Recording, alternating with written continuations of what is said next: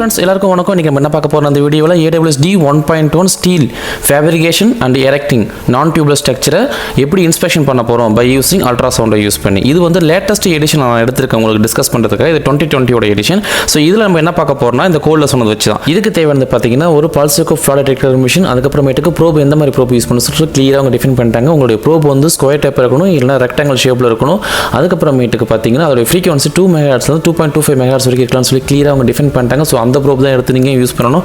இதுக்கு அப்புறமேட்டுக்கு ரிஃப்ளெக்டர் எந்த மாதிரி ரிஃப்ளெக்டர் நீங்க யூஸ் பண்ண சொல்லிருக்காங்க. அவங்க வந்து கிளியரா சொல்லிட்டாங்க கார்னர் ரிஃப்ளெக்ஷன் நீங்க யூஸ் பண்ணவே கூடாதுன்னு சொல்லிட்டாங்க. அப்பனா நீங்க சைடில் ஹோல் தான் யூஸ் பண்ணணும், வேற வழியே கிடையாது உங்களுக்கு. இவல நம்ம என்னென்ன பார்க்க போறோம்னா இதுக்கு ஒரு ஃபார்முலா இருக்குது. அது என்ன ஃபார்முலா பார்த்தீங்கன்னா A - B - C = D. இந்த இடத்துல வந்து A நான் கொடுத்துருக்காங்கன்னா டிஸ்கண்டினியூட்டியுடைய இண்டிகேஷன் லெவல் இன் dB. நம்ம ரேட்டிங் கண்டுபிடிக்கலாம், அதுமே dB ல கன்வெர்ட் பண்ணிக்கலாம். B பார்த்தீங்கன்னா reference indication level in dB.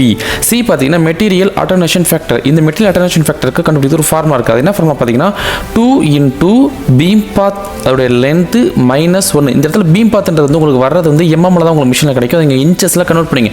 For example 50.6 அந்த மாதிரி ஒரு பீம் பாத் வந்துருச்சுன்னா நீங்கள் வந்து 2 இன்ச் ரவுண்ட் ஃபிகராக எடுத்துக்கோங்க. முக்கியமான விஷயம் இதில் கிடைக்கக்கூடிய எல்லா வேல்யூஸும் நீங்கள் ரவுண்ட் ஃபிகராக தான் எடுக்கணும். 0.5க்கு மேலே சின்ன வயசில் படிச்சு போனீங்களா, நம்ம 0.5க்கு மேலே போச்சுன்னா என்ன பண்ணணும், 1 தான் இருக்கணும். 1.56 இருக்குன்னா நம்ம 2 எடுக்கணும். ஸோ ஞாபகம் இருக்குன்னு நினைக்கிறேன் உங்களுக்கு. நீங்கள் கண்டிப்பாக பாருங்கள். இப்போ நம்மள்ட்ட வந்து பார்த்தீங்கன்னா ஏஸ்கேன் மிஷின் இருக்குது, ப்ரோப் இருக்குது, நம்ம யூஸ் பண்ணக்கூடிய ஃபார்மாவும் நம்ம கையில் தான் இருக்குது. இப்போ என்ன பண்ண போகிறோம், உங்களுக்கு ப்ரோப் எடுத்து நீங்கள் மிஷினில் கனெக்ட் பண்ணிக்கிட்டு விஎன் பிளாக் எடுத்துருங்க. விஎன் பிளாக்ல 15 mm டெப்த்தில் இருக்கிற 1.5 mm சைடல் ஹோலை நீங்கள் ஹிட் பண்ணுங்கள். ஹிட் பண்ணும்போது உங்களுக்கு வரக்கூடிய ஆம்பிளிட்யூட 50% ஃபுல் ஸ்க்ரீன் ஹைட்டில் நீங்கள் செட் பண்ணுங்கள். அப்போ உங்கள் dB என்னன்றது கண்டிப்பாக நீங்கள் நோட் பண்ணி வச்சுக்கோங்க. இது வந்து உங்களுடைய ரெஃபரன்ஸ் dB. நம்ம இந்த ஃபார்முலா பார்த்தீங்கன்னா A - B - C. இது வந்து B உடைய வேல்யூ தான் உங்களுடைய dB. இந்த வீடியோவில் பார்த்தீங்கன்னா உங்களுக்கு இதில் வந்துட்டு எனக்கு 1.5 mm சைடில் ஹோலை ஹிட் பண்ணி எனக்கு 50% செட் பண்ண தேவையான dB பார்த்தீங்கன்னா 67.9. அதுக்கப்புறமேட்டுக்கு என் ப்ரோபை கொண்டு போய்ட்டு என்ன பண்ண போகிறேன்னா வெல்டு ஜாப்பில் கொண்டு வைக்க போகிறேன். இப்போ என்னோட ஜாப்பில் வைக்கிற ப்ரோப் வந்து அல்ட்ராசவுண்டில் சென்ட் பண்ண போது அந்த அல்ட்ராசவுண்ட் பார்த்தீங்கன்னா டேரெக்டாக வெல்டுக்குள்ளே இருக்கிற இண்டிகேஷனை ஹிட் பண்ணி எவ்வளோ % ஆஃப் ஆம்பிளிட்யூட் கொடுக்க போகுது அப்படின்றத தெளிவாக நமக்கு இப்போ உங்களுக்கு காமிக்க போகிறேன். நான் அந்த இண்டிகேஷனுடைய ரிஃப்ளெக்ஷன் ஆம்பிளிட்யூட் எவ்வளோ இருக்குதோ அதை வந்து நம்ம என்ன பண்ண போகிறோம்னா பை dB யூஸ் பண்ணி ரெடியூஸ் பண்ணி மறுபடியும் 50% ஆஃப் ஸ்க்ரீனில் வைக்கணும். நான் மறுபடியும் சொல்கிறேன், உங்களுடைய ரெஃபரன்ஸ் dB நீங்கள் எப்படி செட் பண்ணீங்களோ அதே மாதிரி தான் உங்கள் இண்டிகேஷனோட ரேட்டிங் நீங்கள் எடுக்கணும். நான் உங்களுக்கு சொல்லியிருக்கேன் 67.9 dB எனக்கு கிடச்சிருக்குது. அதை கொண்டு போய் நான் ஜாப்பில் வச்சதுக்கப்புறமேட்டுக்கு எனக்கு இண்டிகேஷன்லேருந்து வரக்கூடிய ஆம்பிளிட்யூட் எவ்வளோ இருக்குன்னு நான் பார்க்க போகிறேன். அது 100 இருந்துச்சுன்னா நான் என்ன பண்ண போகிறேன்னா dB கம்மி பண்ணி 50% கொண்டு வர போகிறேன். அப்போ என்னுடைய dB என்ன இருக்குது அதை நான் நோட் பண்ண போகிறேன். இஃப் இன் கேஸ் எனக்கு 100 கிடையாது, எனக்கு 30% தான் இருக்குது, நான் ஃபுல் ஸ்க்ரீன் ஹைட்டில் நான் மறுபடியும் dB ஏற்றி அதை வந்து 50% செட் பண்ணும்போது இப்போ என்ன dB இருக்குன்னு நோட் பண்ண போகிறேன். இவ்வளோ தான் ஃப்ரெண்ட்ஸ், ரொம்ப சிம்பிள். இதை நீங்கள் எடுத்துட்டீங்கனாலே ஆல்மோஸ்ட் உங்களோட கால்குலேஷன் முடிஞ்சு இன்ஸ்பெக்ஷன் முடிய போகுது. இந்த வீடியோவில் பார்த்தீங்களா என்னுடைய இண்டிகேஷனுடைய ஆம்பிளிட்யூட் பார்த்தீங்கன்னா 89% ஆஃப் ஃபுல் ஸ்க்ரீன் ஹைட்டில் இருக்குது. அதுக்கு தேவையான dB பாருங்கள் 67.9.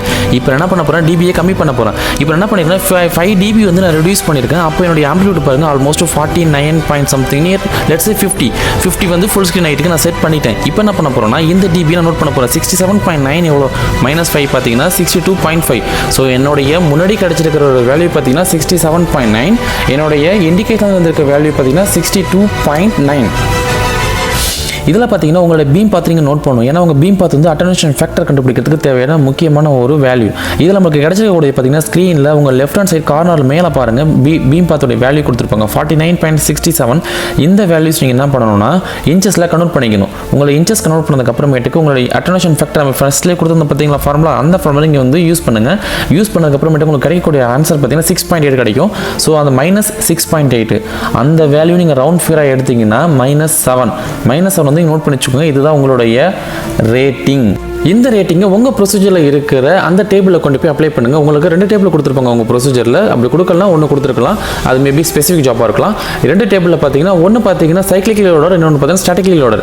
இது வந்து நான் டியூபர் கனெக்ஷனாக கொடுத்துருக்கிற அக்செப்டிங் கிரைட்டீரியாவோட டேபிள். இந்த டேபிளில் உங்களுக்கு கிடைச்சிருக்க அந்த வேல்யூஸ் கொண்டு சப்ஸ்டிட் பண்ணுங்கள். நம்ம வந்து இது வரைக்கும் நான் திக்னஸ் உங்களுக்கு நான் சொல்லலை, ஏன்னா உங்களுக்கு திக்னஸ் வேரி ஆகலாம். அதனால் திக்னஸ் பற்றி சொல்ல கான்செப்ட் மட்டும் தான் சொல்கிறேன். மேபி உங்கள் திக்னஸ் வந்து 8 to 20 mm இருக்கும்போது நீங்கள் 70 degree ப்ரோ மட்டும் தான் சூஸ் சூஸ் பண்ணணும். அதோடைய வேல்யூஸ் பார்த்தீங்கன்னா கீழே கொடுத்துருப்பாங்க. உங்கள் இண்டிகேஷன் வந்து கிளாஸ் வைஸாக பிரிச்சிருப்பாங்க சிவியாரிட்டியை பொறுத்து. Class A, class B, class C, class D. இந்த கிளாஸ் ஏ என்ன, கிளாஸ் பி என்ன, கிளாஸ் சி என்ன, கிளாஸ் டி என்னன்னு சொல்லிட்டு கீழே டிஃபைன் பண்ணி கொடுத்துருப்பாங்க. நீங்கள் அதை பாருங்கள், உங்களுக்கு புரியாது. இப்போ உங்களுக்கு கிடைச்சிருக்க இந்த ரேட்டிங் என்ன பண்ணுறீங்கன்னா அந்த டேபிளில் நீங்கள் அப்ளை பண்ணுங்கள். உங்களோட திக்னஸ் பார்க்கணும் ஃபஸ்ட்டு. அதுக்கப்புறம் நீங்கள் அந்த திக்னஸ் பார்த்தா ப்ரூஃப் செலக்ட் பண்ணியிருப்பீங்க. அதுக்கு கீழே ரேட்டிங் அப்ளை பண்ணணும். இப்போ நமக்கு என்ன கிடைச்சிருக்கு ரேட்டிங் -7 கிடைச்சிருக்குது. ஸோ -7ன்றதுனா கிளாஸ் ஏல வருது. பார்த்தீங்களா ஃபஸ்ட் பாயிண்ட் கொடுத்துருவோம் பாருங்க.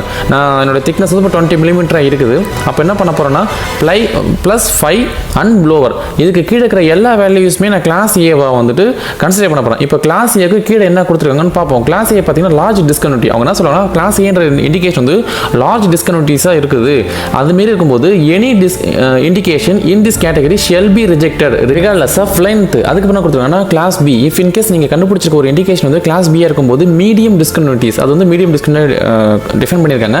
Any indication in this category having a length greater then 20 millimetre shell be rejected. அவங்க சொன்னாங்க கிளாஸ் பி நீங்கள் கன்சிடர் பண்ணும்போது லென்த் வந்து 20 மில்லிமீட்டர் தான் இருக்கணும். அதுக்கு மேலே போச்சுன்னா அதை நீங்கள் ரிஜெக்ட் பண்ணுங்க அப்படின்னு சொல்லிட்டாங்க. கிளாஸ் என்ன சொல்லுவாங்க, அது ஸ்மால் டிஸ்கன்யூட்டி அப்படின்னு சொல்லியிருக்காங்க. ஸ்மால் டிஸ்கன்யூட்டினா any indication in this category having a length greater then 2 inch. அவங்க என்ன சொல்லுவாங்கன்னா இது வந்து எப்படி பிரிச்சிருக்காங்க பாருங்க, லென்த் வைஸ் பிரிச்சிருக்காங்க. கிளாஸ் ஏ வந்து பார்த்தீங்கன்னா எனி இண்டிகேஷன் அந்த கேட்டகரி வந்து நீங்கள் ரிஜெக்ட் பண்ணுங்க, லென்த் பக்கத்தில். கிளாஸ் பி தான் சொல்லுங்க லென்த்தை பாருங்க 20 மில்லிமீட்டர் வரைக்கும் இருந்தால் பாருங்க, அதுக்கு மேலே போனால் ரிஜெக்ட் பண்ணுறேன்னு சொல்லிட்டாங்க. கிளாஸ் சொல்லிட்டாங்கன்னா any indication in this category having a length greater then 2 inch அப்படின்னா 50 மில்லிமீட்டர். இந்த மிடில் ஆஃப் உங்கள் வெல்டோடைய மிடில் ஆஃபில் ஒரு இண்டிகேஷன் 50 மில்லிமீட்டர் வரைக்கும் லென்த் இருக்குதுன்னா அதை நீங்கள் அக்செப்ட் பண்ணிக்கலாம். அதுக்கு மேலே போகும்போது நீங்கள் கண்டிப்பாக ரிஜெக்ட் பண்ணி தான் ஆகணும். அதுக்கப்புறம் என்ன சொல்லியிருக்காங்கன்னா லென்த்து உங்களுக்கு டாப் கோட்ரு அப்படி இல்லைனா பாட்டம் கோட்ரு அதில் வந்துட்டு பார்த்தீங்கன்னா 20 மில்லிமீட்டர் லென்த் வரைக்கும் அக்செப்ட் பண்ணுங்கள், அதுக்கு மேலே போனால் ரிஜெக்ட் பண்ணிடுங்க அப்படின்றத அவங்க தெளிவாக கிளியராக சொல்லிட்டாங்க. Class D minor discontinuity. இதில் என்ன சொல்லுவாங்கன்னா any indication in this category shall be accepted regardless of length or location in the world. இது ரொம்ப சின்ன இண்டிகேஷன் தாங்க, அதுக்காக நீங்கள் ரொம்ப ரிஜெக்ட்லாம் பண்ண வேணாம். நீங்கள் ரொம்ப பெருசாக இருந்தாலும் ரிஜெக்ட் பண்ணிக்கோங்க.